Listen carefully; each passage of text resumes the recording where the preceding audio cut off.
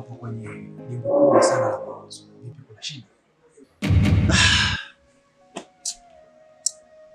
Ndio, shida ipo. Kuna binti jana nilizungumza naye, itakiwa leo haje. Kuna kiasi kidogo cha pesa nimsaidie. Na ni binti ambaye nilikuwa namfuatilia kwa muda mrefu sana. Lakini kwa hali niliyokutana nayo,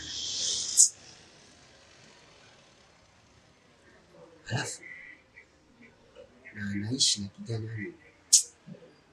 yani kipato chake cha chini kabisa. Ni yale umaskini kabisa. Dokta, mbona mawazo yako yapo nje na kazi? Wakati huu ni muda wa kazi. Tulikuwa tunapaswa tufanye kazi. Lakini unawaza mawazo yako binafsi ambayo yapo nje na kazi, na tuna wagonjwa wengi hapa hospitalini.